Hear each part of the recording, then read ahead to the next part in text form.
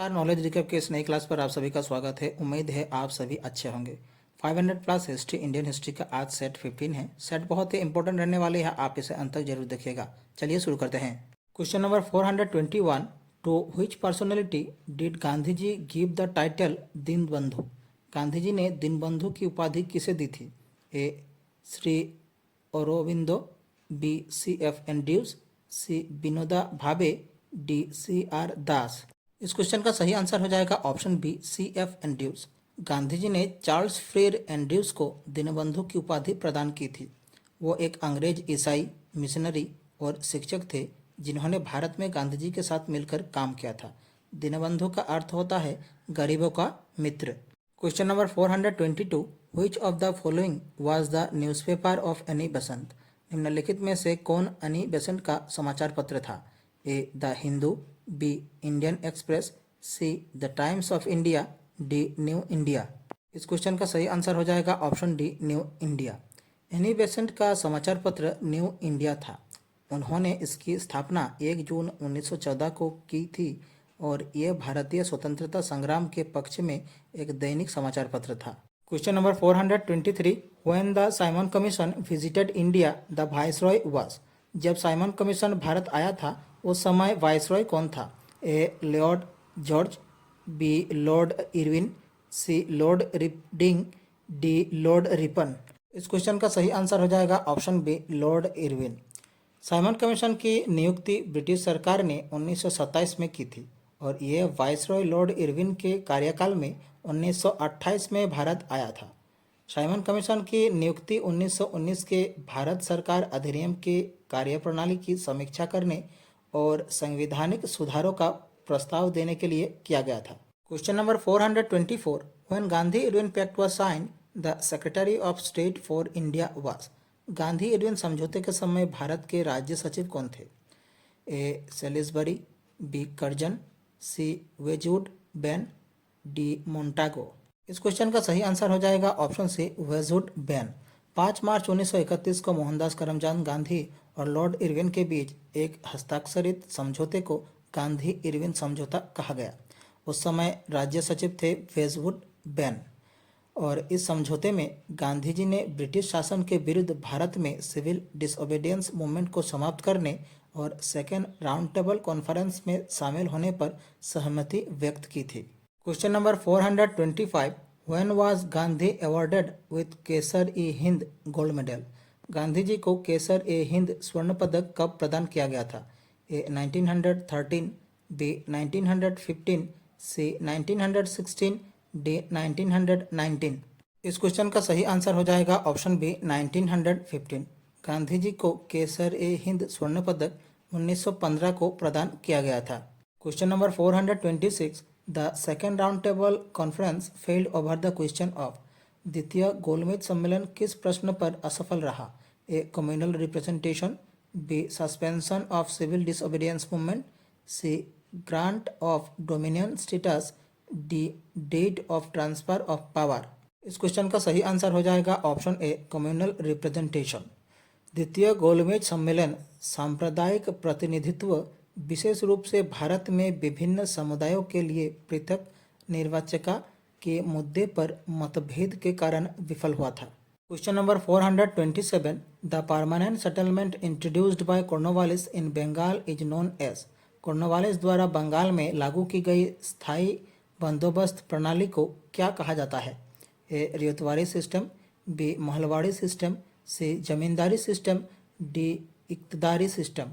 इस क्वेश्चन का सही आंसर हो जाएगा ऑप्शन सी जमींदारी सिस्टम। कॉर्नवालिस द्वारा बंगाल में लागू की गई स्थायी बंदोबस्त प्रणाली को जमींदारी सिस्टम कहा जाता है। Question number 428, who is regarded as the mother of the Indian revolution? भारतीय क्रांति की जननी किसे कहा जाता है? A Rani Lakshmibai, B Sarojini Naidu, C madam Bhikaji Cama, D Pritilata Waddedar. इस क्वेश्चन का सही आंसर हो जाएगा option C madam Bhikaji Cama. भारतीय क्रांति की जननी के रूप में मैडम भिकाजी कामा को माना जाता है। Question number 429, Bal Gangadhar Tilak earned the epithet of Lokmanya during? Bal Gangadhar तिलक को लोकमान्य की उपाधि कब प्राप्त हुई थी? A. His trial in 1907 1908. B. The Lucknow Pact of 1916. C. The Home Rule Movement. D. The Congress Session in 1917. इस क्वेश्चन का सही आंसर हो जाएगा option C, the home rule movement. Bal Gangadhar तिलक को लोकमान्य की उपाधि होम रूल मूवमेंट के दौरान प्राप्त हुई थी। Question number 430, the first political association of India founded in 1838 was the. Bharat की पहली राजनीतिक संस्था जिसकी स्थापना 1838 में हुई थी वो थी। A. Land holders society of Calcutta. B. Indian Association. C. British Indian Association. D. Madras native association. इस क्वेश्चन का सही आंसर हो जाएगा option A, land holders society of Calcutta. Land holders society, जिसे जमींदारी एसोसिएशन के नाम से भी जाना जाता है, आधुनिक भारत का पहला राजनीतिक संघ माना जाता है। इसकी औपचारिक शुरुआत मार्च 1838 में कलकत्ता में हुई थी। इसकी स्थापना जमींदारों के हितों की रक्षा के लिए किया गया था। Question number 431, the capital of Tipu Sultan where he died while fighting the fourth Anglo Mysore war in 1799 was। Tipu Sultan की राजधानी जहां वो 1799 में चौथे एंग्लो मैसूर युद्ध में लड़ते हुए मर गए थे। ए. बेंगलोर। बी. मैसूर। सी. सेरिंगपट्टम। डी. हैदराबाद। इस क्वेश्चन का सही आंसर हो जाएगा ऑप्शन सी, सेरिंगपट्टम। टीपू सुल्तान की राजधानी जहां वो 1799 में चौथे एंग्लो मैसूर युद्ध में लड़ते हुए मारे गए थे वो थी श्रीरंगपट्टम। चौथे एंग्लो मैसूर युद्ध में मराठों और हैदराबाद के निजाम के समर्थन से ब्रिटिश ईस्ट इंडिया कंपनी की संयुक्त सेना ने टीपू को पराजित किया था और 4 मई 1799 को श्रीरंगपट्टनम के अपने गढ़ की रक्षा करते हुए उनकी मृत्यु हो गई थी। Question number 432, in 1930 Mahatma Gandhi started the civil disobedience movement from. 1930 में महात्मा गांधी ने सविनय अवज्ञा आंदोलन की शुरुआत कहाँ से की थी। ए. वर्धा। बी. सेवाग्राम। सी. साबरमती। डी. डांडी। इस क्वेश्चन का सही आंसर हो जाएगा ऑप्शन सी, साबरमती। 1930 में महात्मा गांधी ने सविनय अवज्ञा आंदोलन की शुरुआत साबरमती आश्रम से की थी। Question number 433, the non cooperation movement was suspended in February 1922 due to. फरवरी 1922 में असहयोग आंदोलन को किस कारण से स्थगित कर दिया गया था। A. The Chauri Chaura incident. B. Hindu Muslim riots. C. Arrest of Gandhi ji. D. All of the above. इस क्वेश्चन का सही आंसर हो जाएगा option A, the Chauri Chaura incident. Chauri Chaura की घटना के कारण फरवरी 1922 में असहयोग आंदोलन स्थगित कर दिया गया था। इस घटना में प्रदर्शनकारियों ने एक समूह की पुलिस से झड़प हुई और उसके परिणाम स्वरूप एक पुलिस थाने में आग लगा दी गई और 22 पुलिसकर्मी की मौत हो गई। Question number 434, the August offer of 1940 was made by which viceroy. 1940 का अगस्त प्रस्ताव किस वायसरॉय द्वारा पेश किया गया था। ए. वेलिंगडन। बी. लिनलिथगो। सी. मिंटो। डी. लिटन। इस क्वेश्चन का सही आंसर हो जाएगा ऑप्शन बी, लिनलिथगो। 8 अगस्त 1940 का अगस्त प्रस्ताव भारत के तत्कालीन वायसरॉय लॉर्ड लिनलिथगो द्वारा प्रस्तुत किया गया था। यह प्रस्ताव द्वितीय विश्व युद्ध के दौरान भारतीय समर्थन प्राप्त करने का एक प्रयास था और उस समय विंसेंट चर्चिल इंग्लैंड के प्रधानमंत्री थे। Question 435, the song Jana Gana मन composed bye Rabindranath Tagore was first published under the title. Rabindranath Tagore द्वारा रचित जनगण मन गीत पहली बार किस नाम से प्रकाशित हुआ था। A. Tattvabodhini. B. Morning song of India. C. Bharato Bhagya विधाता। डी. राष्ट्र जागृति। इस क्वेश्चन का सही आंसर हो जाएगा ऑप्शन सी, भारत भाग्य विधाता। रविंद्रनाथ टैगोर द्वारा रचित जनगण मन गीत पहली बार भारत भाग्य विधाता के नाम से प्रकाशित हुआ था। इसको अगर हम विस्तार से जानें तो रविंद्रनाथ टैगोर ने इसे 1912 में तत्वबोधिनी में भारत भाग्य विधाता शीर्षक से प्रकाशित किया था और 1919 में मॉर्निंग सॉन्ग ऑफ इंडिया शीर्षक से इसका अंग्रेजी में अनुवाद किया था। Question number 436, Rabindranath Tagore surrendered his knighthood in protest against. Rabindranath Tagore ने किसके विरुद्ध में अपनी नाइटहुड की उपाधि लौटा दी थी। A. Martial law in the Punjab. B. Jallianwala Bagh tragedy. C Rowlatt Act, D all the above. इस क्वेश्चन का सही आंसर हो जाएगा option B, Jallianwala Bagh tragedy. Rabindranath Tagore ने जालियनवाला बाग हत्याकांड के विरोध में अपनी नाइटहुड की उपाधि लौटा दी थी। Question number 437, when was Radcliffe line drawn between India and Pakistan. भारत और पाकिस्तान के बीच रेडक्लिफ रेखा कब खींची गई थी? ए 17 अगस्त 1947, बी 17 अगस्त 1946, सी 17 अगस्त 1950, D none of the above. इस क्वेश्चन का सही आंसर हो जाएगा ऑप्शन ए, 17 अगस्त 1947। भारत और पाकिस्तान के बीच रेडक्लिफ रेखा 17 अगस्त 1947 को खींची गई थी। Question number 438, the inquiry committee on Jallianwala Bagh incident was headed by. Jallianwala Bagh हत्याकांड की जांच समिति की अध्यक्षता किसने की थी? A Dyer, B Irwin, C Hunter, D Simon. इस क्वेश्चन का सही आंसर हो जाएगा option C, Hunter. Jallianwala Bagh हत्याकांड की जांच जिस समिति ने की थी उसकी अध्यक्षता की थी हंटर ने। Question number 439, Annie Besant became the first women president of the Indian national Congress in. Annie Besant भारतीय राष्ट्रीय कांग्रेस की पहली महिला अध्यक्ष कब बनी थी? ए 1916, बी 1917, सी 1918, डी 1920। इस क्वेश्चन का सही आंसर हो जाएगा ऑप्शन बी, 1917। एनी बेसेंट भारतीय राष्ट्रीय कांग्रेस की पहली महिला अध्यक्ष वर्ष 1917 में बनी थी। बेसेंट पहली बार 1893 में भारत आई। बेसेंट ने 1916 में बाल गंगाधर तिलक के साथ मिलकर Akhil Bharatiya home rule league की स्थापना भी की। वो साप्ताहिक समाचार पत्र कॉमनवेल्थ और न्यू इंडिया की संपादक थी। एनी बेसेंट ने 1917 में भारतीय राष्ट्रीय कांग्रेस की अध्यक्षता की और भारतीय राष्ट्रीय कांग्रेस की पहली महिला अध्यक्ष बनी।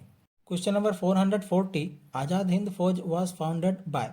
आज़ाद हिंद फौज की स्थापना किसने की थी? ए Subhash Bose, B Ras Bihari Bose, C captain Mohan Singh, D Shah Nawaz. इस क्वेश्चन का सही आंसर हो जाएगा option C, captain Mohan Singh. Azad Hind Fauj की स्थापना कैप्टन मोहन सिंह ने किया था। Question number 441, the servant of India society was founded in 1905 by. Servants of India society की स्थापना 1905 में किसने की थी? A B G Tilak, B Lala Lajpat Rai, C Gopal Krishna Gokhale, D Aurobindo Ghosh. इस क्वेश्चन का सही आंसर हो जाएगा option C, Gopal Krishna Gokhale. Servants of India society की स्थापना 1905 में गोपाल कृष्ण गोखले ने किया था। उन्होंने सामाजिक कल्याण और उत्थान के लिए भारतीयों को एकजुट करने और प्रशिक्षित करने के उद्देश्य से पुणे महाराष्ट्र में इस सोसाइटी की स्थापना की थी। Question number 442, the British governor general and viceroy who served for the longest period in India was. भारत में सबसे लंबे समय तक कार्यरत ब्रिटिश गवर्नर जनरल और वायसरॉय कौन थे? A Lord Irwin, B Lord Dalhousie, C Lord Curzon, D Lord Linlithgow. इस क्वेश्चन का सही आंसर हो जाएगा ऑप्शन डी, लॉर्ड लिनलिथगो। भारत में सबसे लंबे समय तक कार्यरत ब्रिटिश गवर्नर जनरल और वायसरॉय थे lord Linlithgow. Question 443, who was recognised by Mahatma Gandhi as his political guru. Mahatma Gandhi ने किसे अपना राजनीतिक गुरु माना था? ए Firoz Shah Mehta, B B G तिलक, सी गोपाल कृष्ण गोखले, डी दादा भाई नौरोजी। इस क्वेश्चन का सही आंसर हो जाएगा ऑप्शन सी, गोपाल कृष्ण गोखले। गोपाल कृष्ण गोखले महात्मा गांधी के राजनीतिक गुरु थे। उन्होंने 1905 में सर्वेंट्स ऑफ इंडिया सोसाइटी की स्थापना की थी। Question number 444, the slogan Vande Mataram was first raised during which movement. Vande Mataram नारा सबसे पहले किस आंदोलन के दौरान दिया गया था? A non cooperation, B civil disobedience, C Swadeshi movement, D quit India movement. इस क्वेश्चन का सही आंसर हो जाएगा ऑप्शन सी, स्वदेशी मूवमेंट। वंदे मातरम का नारा पहली बार स्वदेशी आंदोलन के दौरान लगाया गया था। ये ब्रिटिश शासन के विरुद्ध प्रतिरोध का एक सशक्त प्रतीक बन गया, खासकर 1905 में बंगाल विभाजन के बाद, और इस गीत को लिखा था बंकिम चंद्र चट्टोपाध्याय जी ने। Question number 445, the regulating act was passed in the year. Regulating act किस वर्ष में पारित हुआ था? ए 1793, बी 1773, सी 1763, डी 1783। इस क्वेश्चन का सही आंसर हो जाएगा ऑप्शन बी, 1773। रेगुलेटिंग एक्ट वर्ष 1773 को पारित किया गया था। 1773 का रेगुलेटिंग एक्ट ब्रिटिश संसद द्वारा पारित किया गया था। इस अधिनियम में फोर्ट विलियम प्रेसिडेंसी में एक गवर्नर जनरल और 4 पार्षदों की नियुक्ति का प्रावधान था, जिन्हें संयुक्त रूप से गवर्नर जनरल इन काउंसिल कहा जाता था। इसके अनुसार वारेन हस्टिंग्स को फोर्ट विलियम प्रेसिडेंसी का गवर्नर जनरल नियुक्त किया गया था और कलकत्ता के फोर्ट विलियम में एक सर्वोच्च न्यायालय की स्थापना की गई थी। Question 446, the Muslim league passed the resolution demanding partition of India in its session in 1940। 1940 में मुस्लिम लीग ने भारत के विभाजन की मांग किस अधिवेशन में किया था? ए लाहौर, बी इलाहाबाद, सी कराची, डी ढाका। इस क्वेश्चन का सही आंसर हो जाएगा ऑप्शन ए लाहौर। 1940 में मुस्लिम लीग ने भारत के विभाजन की मांग लाहौर अधिवेशन में किया था। Question number 447, British prime minister Attlee announced the end of British rule in India on. British प्रधानमंत्री एटली ने भारत में ब्रिटिश शासन समाप्त होने की घोषणा किस तिथि को किया था? ए मई 16, 1946, बी फरवरी 20, 1947, सी मार्च 10, 1946, डी दिसंबर 31, 1946। क्वेश्चन का सही आंसर हो जाएगा ऑप्शन बी फरवरी 20, 1947। ब्रिटिश प्रधानमंत्री एटली ने भारत में ब्रिटिश शासन समाप्त होने की घोषणा 20 फरवरी 1947 को की थी। Question number 448, according to the regulating act the supreme court was established in. Regulating act के अनुसार सुप्रीम कोर्ट की स्थापना कहाँ की गई थी? ए कलकत्ता, बी बॉम्बे, सी दिल्ली, डी मद्रास। इस क्वेश्चन का सही आंसर हो जाएगा ऑप्शन ए कलकत्ता। रेगुलेटिंग एक्ट के अनुसार सुप्रीम कोर्ट की स्थापना कलकत्ता में की गई थी। Question number 449, the master stroke of Lord Wellesley to establish British paramountcy in India was. भारत में ब्रिटिश सर्वोच्चता स्थापित करने के लिए लॉर्ड वेलेस्ली की मुख्य नीति क्या थी? A doctrine of lapse, B subsidiary alliance, C mediation, D annexation of Indian states. इस क्वेश्चन का सही आंसर हो जाएगा ऑप्शन बी सब्सिडियरी अलायंस। भारत में ब्रिटिश सर्वोच्चता स्थापित करने के लिए लॉर्ड वेलेस्ली की मुख्य नीति थी सब्सिडियरी अलायंस। सब्सिडियरी अलायंस प्रणाली में भारतीय शासक ब्रिटिश ईस्ट इंडिया कंपनी के साथ गठबंधन करते थे, जिसके तहत ब्रिटिश सरकार वित्तीय सहायता और राज्य की विशेष नीति पर नियंत्रण के बदले सैन्य सुरक्षा प्रदान करती थी।